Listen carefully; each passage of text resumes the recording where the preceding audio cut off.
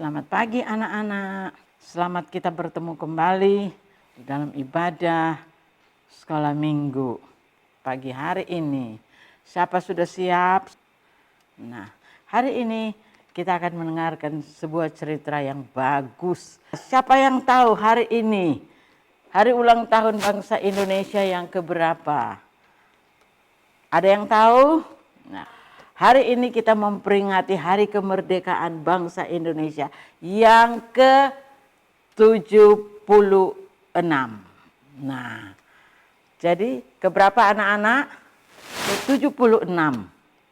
Jadi usia yang panjang. Jadi kita sudah menikmati kemenangan sehingga hari ini kita ada berkumpul bersama. Puji Tuhan. Kita mau dengar cerita bagaimana bangsa ini merdeka dari penjajahan orang Filistin. Ada seorang pahlawan yang Tuhan panggil, yang Tuhan pilih. Lalu lewat Nabi Samuel mengurapi dia. Seorang anak yang Tuhan pilih. Bukan yang gede-gede. Dia bersaudara ada 8 orang. Yang 3 yang gede-gede itu sudah menjadi anggota tentara. Singkat ceritanya, Tuhan memilih yang paling kecil. Seperti anak-anak pagi hari ini yang datang beribadah. Nah, kita lihat di Alkitab juga ada anak-anak yang Tuhan pilih. Seperti usia anak-anak pagi hari ini. Kamu nak pergi jaga aja kambing domba yang ada di padang. Di dalam menjaga domba-domba yang dipercayakan ayahnya. Dia jaga baik-baik. Dia disuruh menjaga domba-domba lantas dia pergi main kelereng. Tidak. Tetapi dia tungguin sambil dia bernyanyi kepada Tuhan. Dia tungguin dari jam ke jam. Dia melihat domba-dombanya. Waduh, lagi merumput. Dia pinter, dia rajin. Dia tunduk, taat kepada orang tuanya.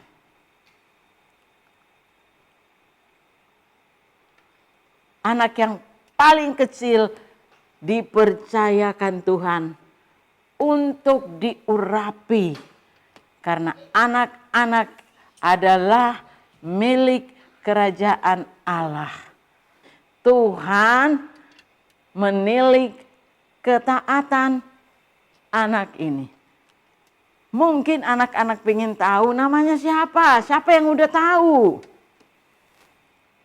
Kalau sudah tahu coba sebutkan siapakah anak kecil ini. Seperti usia kalian pagi hari ini yang datang beribadah. Siapa anak-anak yang tahu boleh maju ke depan. Berani seperti anak kecil ini. Yang mau menjaga domba-dombanya. Mau taat kepada orang tuanya. Siapa namanya anak-anak? Boleh angkat tangan kalau tahu. Udah tahu ceritanya siapa. Daud Oma. Bersuara yang keras. Dari sana. Siapa namanya? Oma Daud. Benar. Namanya D.A. Daud. Nah. Siapa anak-anak namanya? Daud. Jadi kita lihat ketaatan, kerajinan dia. Dan bukan hanya itu saja.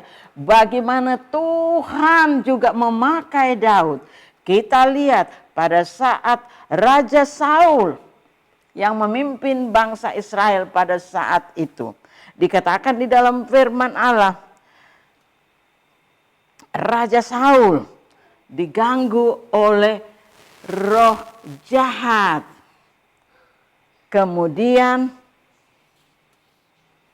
pegawai-pegawai Raja Saul bilang, lebih baik cari orang yang ada di negeri ini.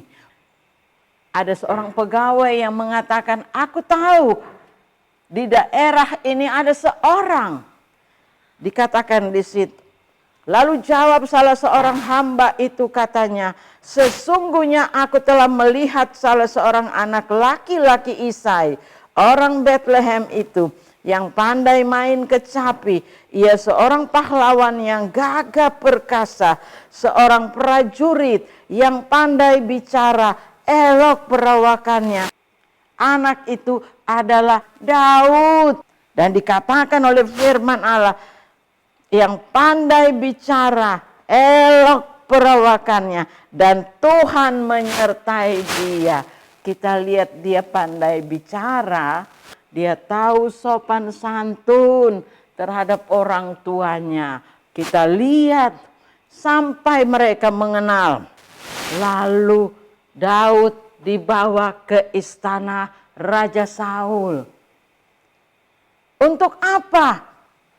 Kalau Saul lagi kumat, dirongrong oleh roh jahat, maka tugas Daud adalah memainkan alat petiknya kecapi.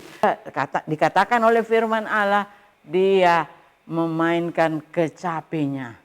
Pada saat dia memainkan kecapi, saat itu keluar daripada Saul.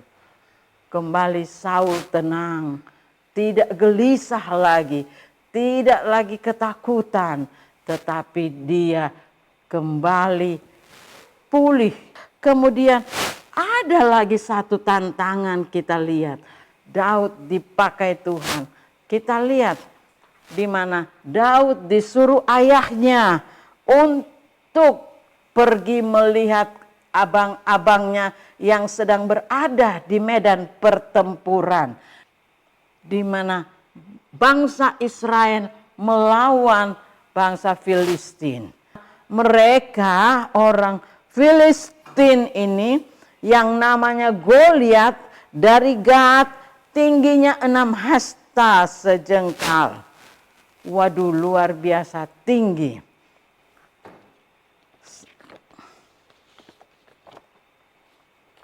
Seperti kita melihat gambar ini. Ini adalah pahlawannya orang Filistin yang sangat dibanggakan karena perawakannya yang begitu besar. Siapa yang tidak ketakutan kalau melihat? Tapi puji Tuhan, orang Israel pun mereka mengandalkan Tuhan, mereka berdoa kepada Tuhan. Tapi orang Filistin mengandalkan Goliat, di mana Tuhan memakai Daud. Kita lihat lewat Bapak Isai. Bapak Isai berkata kepada Daud anaknya, ambillah untuk kakak-kakakmu berti gandum ini seeva, roti yang 10 ini, bawalah cepat-cepat ke perkemahan abang-abangmu. Dan baiklah, sampaikan juga keju yang 10 ini kepada kepala pasukan 1000. Tengoklah apakah kakak-kakak abang-abangmu selamat, dan bawalah pulang suatu tanda dari mereka. Tuhan memakai Daud yang disuruh oleh ayahnya ini pergi melihat.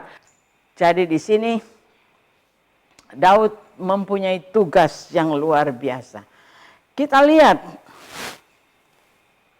Daud bangun pagi-pagi, ditinggalkannya lah kambing dombanya pada seorang penjaga.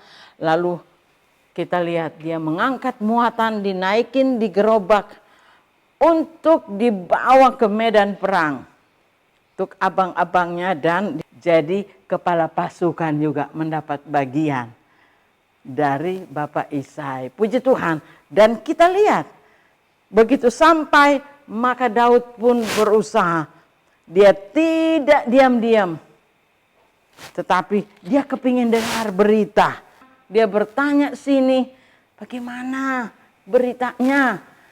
Eliab pada saat mendengar suara dari Daud yang mulai bertanya-tanya kepada tentara Israel, maka bangkitlah amarah Eliab, abangnya itu. Dia berkata kepada Daud, mengapa engkau datang? Dan pada siapakah kau tinggalkan 2-3 ekor kambing domba itu di padang gurun? Eliab sampai, waduh, amarahnya luar biasa. Aku kenal sifat pemberanimu dan kejahatan hatimu. Engkau datang kemari dengan maksud melihat pertempuran. Kita lihat Daud itu pemberani, tetapi dia tidak punya hati yang jahat. Karena tujuannya kita lihat, dia disuruh ayahnya, Bapak Isai, untuk supaya dia bawa berita pulang, membuat ayahnya senang. Tetapi abang Eliab tidak mengerti. Tuhan menuntun Daud yang kecil ini. Bukan hanya dia taat kepada orang tua, membawa kiriman kepada abang-abangnya dan juga kepada kepala 1000.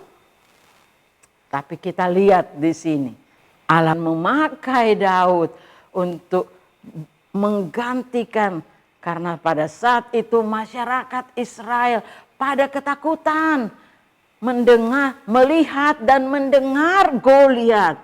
Tetapi Daud berkata, jangan takut. Kita lihat luar biasa Daud yang maju.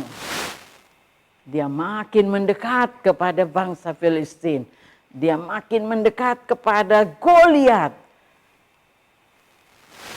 Lalu dia berkata kepada Goliat, orang Filistin itu, engkau mendatangi aku dengan pedang dan tombak dan lembing, tetapi aku mendatangi engkau dengan nama Tuhan semesta alam, Allah segala barisan Israel yang kau tantang itu. Hari ini juga Tuhan akan menyerahkan engkau ke dalam tanganku.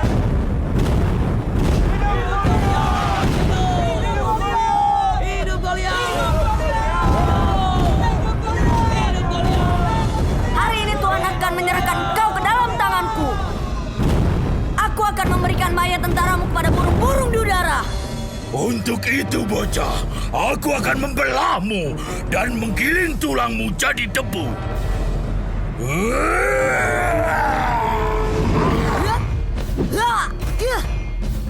Diamlah supaya aku bisa membunuhmu. Tidak, pertempuran ini milik Tuhan. Engkau tidak akan melukaiku hari ini.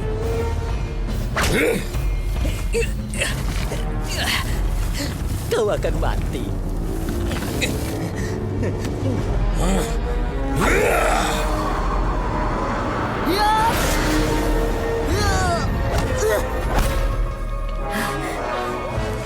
Engkau mendatangiku dengan pedang dan tombak, tetapi aku mendatangi engkau dengan nama Tuhan semesta alam. Tuhanmu lemah.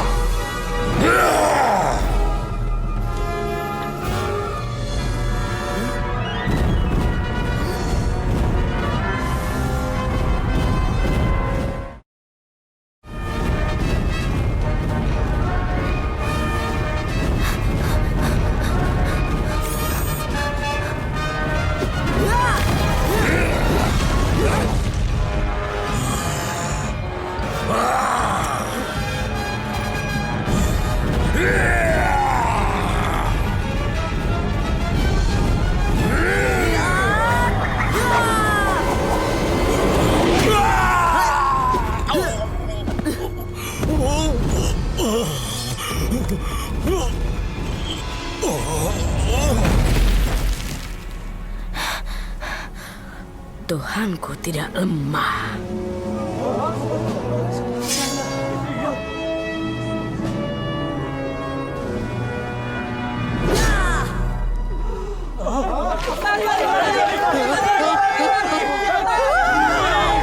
Adikku berhasil! Dia berhasil. Dia berhasil. Berhasil, hebat sekali. Kalian lihat, itu adalah adikku Daud. Dia telah berhasil membunuh Goliat. Semua orang bilang dia tidak sanggup, tapi berkat Tuhan dia bisa. Si Daud yang taat ditugaskan ayahnya dan sampai menjadi seorang pemimpin yang besar dengan takut Tuhan. Amin. Itulah yang Oma bisa bagikan buat anak-anak supaya dengan hari kemerdekaan ini kita peringati. Siapa mau jadi seperti Bapak Jokowi? Nah, jadi orang besar, takutlah akan Tuhan, hormatilah orang tuamu. Maka kamu akan dipilih Tuhan menjadi besar. Amin. Tuhan memberkati. Mari anak-anak, pagi ini Oma mau berdoa buat kalian supaya kalian boleh menjadi anak yang takut Tuhan, yang dengar-dengaran, maka pasti hidupmu diberkati Tuhan. Mari kita tunduk kepala lewat lipat tangan. Kita berdoa bersama. Terima kasih Bapa di surga buat pagi hari ini anak-anak yang sudah datang mendengarkan kebenaran firman-Mu. Tanamkan dan meteraikan, Roh Kudus tolong. Sehingga anak-anak ini boleh bertumbuh ke arah Dikau. Menjadi seorang anak yang benar di mata-Mu, yang takut Tuhan, menghormati Tuhan, mengasihi Tuhan. Bahkan lebih daripada itu, mereka boleh jadi anak yang manis di tengah keluarga mereka. Dengar-dengaran kepada orang tua mereka. Dan guru di sekolah. Tuhan yang dimuliakan dan dibesarkan.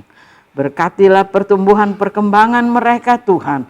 Sehingga dari hari ke hari mereka boleh memiliki takut Tuhan. Terima kasih Bapa. Berkatilah kehidupan anak-anak ini. Berkatilah orang tua mereka. Semua sanak keluarga mereka. Sehingga mereka pun boleh menikmati berkat Tuhan. Allah dibesarkan dan dimuliakan. Terima kasih Bapa. Di dalam nama Tuhan Yesus Kristus kami sudah berdoa dan mengucap syukur. Amin.